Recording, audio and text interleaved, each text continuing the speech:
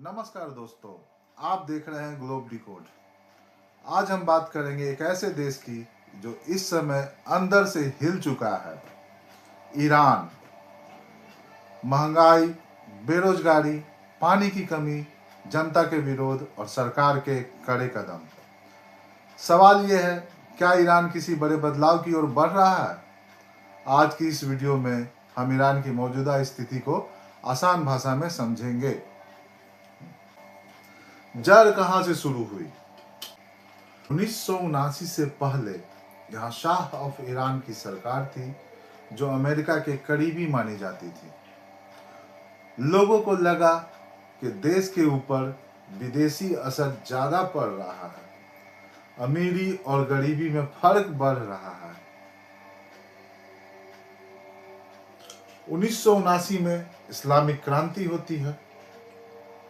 Shah of Iran को देश छोड़कर भागना पड़ता है और यहीं से जन्म होता है इस्लामिक रेवोल्यूशन ऑफ ईरान का।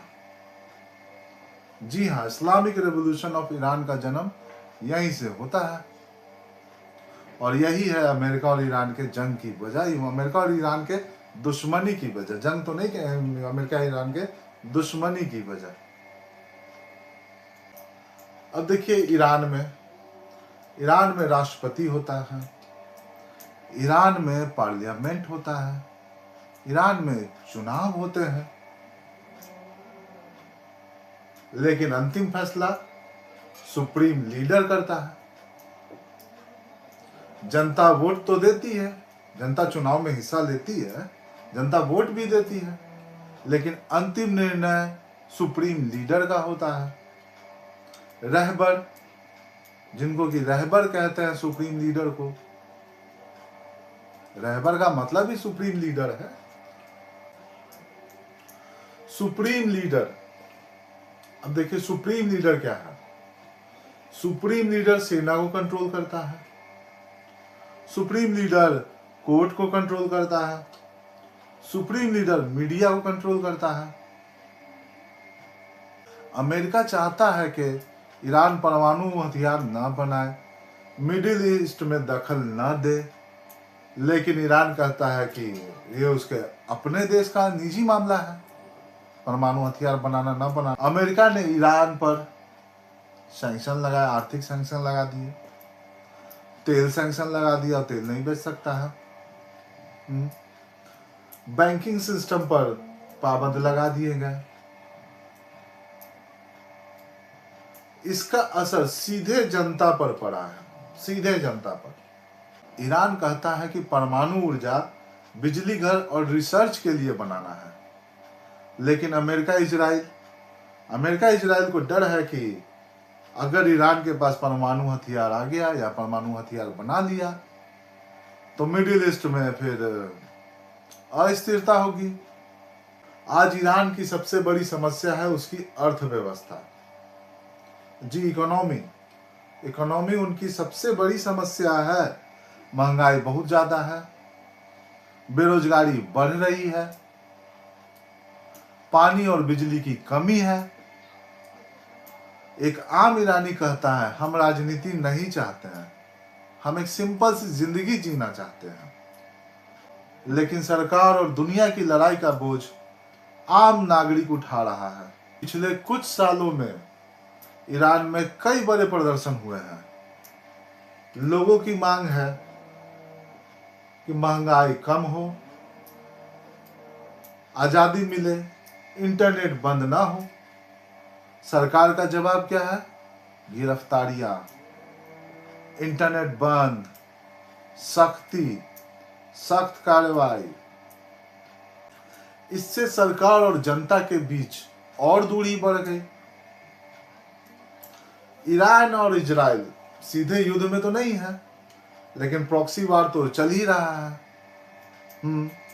ईरान हिजबुल्ला, हमास, हूती जैसे ग्रुप को समर्थन करता है और इजराइल इन सबको अपने अस्तित्व पर खतरा बताता है। रजा पहलवी का ऐलान, जल्द पहुंच रहे तेहरान। रजा पहलवी के इस ऐलान के बाद प्रदर्शन और उग्र हो रहे हैं। सरकारी इमारतें जलाई जा रही हैं, ईरानी सरकारी बिल्डिंगें जलाई जा रही हैं, ईरानी सरकारी टैक्स बिल्डिंग जलाई जा रही है, कई सरकारी इमारतों में आग लगाई गई, उग्र प्रदर्शन हो रहे हैं। 100 से ज्यादा शहरों में बेहद ही उग्र प्रदर्शन हो रहे हैं। कई लोग घायल, कई लोग मारे गए हैं। 2300 के लगभग में गिरफ्तारियां भी हुई हैं। कासिम सुलेमानी का पुतला गिराया गया, सबने देखा ही कासिम सुलेमानी। अब आपको बता देता हूँ कासिम सुलेमानी कौन है। कासिम सुलेमानी कुर्स ग्रुप का लीडर हुआ करता था, हेड हुआ करता था, जिसको 2020 में इसी डोनाल्ड ट्रंप के ऑर्डर पर ही 2020 में बगदाद एयरपोर्ट पर उड़ा दिया गया। अमेरिकन को पता चला कि कासिम सुलेमानी बगदाद में बगदाद एयरपोर्ट के बाहर है। एक प्रीडेटर ड्रोन वहां पे उड़ रहे थे, एक हेलफायर मिसाइल मारी और उसको थैंक यू बोल दिया। कासिम सुलेमानी आखिर है कौन? वही है जो हुती, हिजबुल्ला, हमास, इन सबों के लिए फंडिंग वगैरह जुगाड़ करता था, इन सबों को हथियार वगैरह सप्लाई करना, ये तो उसी का काम था कासिम सुलेमानी का। कुर्स ग्रुप का तो यही काम था। और उसके पुतले भी तोड़े गए। जब उसको मारा गया था तो ईरान में उसको as a national hero represent किया गया था। स्टैचू लगाए गए थे उसको, ईरान भर में स्टैचू लगाए गए थे उसके। इस उग्र प्रदर्शन में उसी कासिम सुलेमानी का स्टैचू गिरा दिया गया।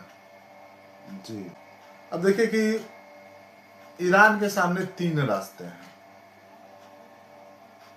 जहां तक अपनी समझ से मैं बताऊं, ईरान के सामने 3 रास्ते हैं। सुधार और बातचीत, करंट सिचुएशन में सुधार लाए वो बातचीत के माध्यम से, या फिर आईआरजीसी को कह के और ज्यादा सख्ती करे, सख्ती से निपटे। खैर अभी तो इंटरनेट बंद है, इंटरनेट खुलेगा तो रिपोर्ट आएगा कि क्या हो रहा है नहीं हो रहा। अभी तो इंटरनेट बंद है वहां का, तो और ज्यादा सख्ती करे, या फिर बड़े बदलाव। जी, रिजीम चेंज। अब देखिए ईरान क्या चुनेगा, ये तो समय ही बताएगा। ईरान सिर्फ एक देश नहीं है, यह दुनिया भर की जियोपॉलिटिक्स का एक अहम मोहरा है। ईरान को समझे बिना मिडिल ईस्ट को समझना आसान नहीं है। अगर आपको मेरा वीडियो पसंद आता है तो मेरे चैनल ग्लोब डिकोड को लाइक करें, सब्सक्राइब करें, शेयर करें। धन्यवाद।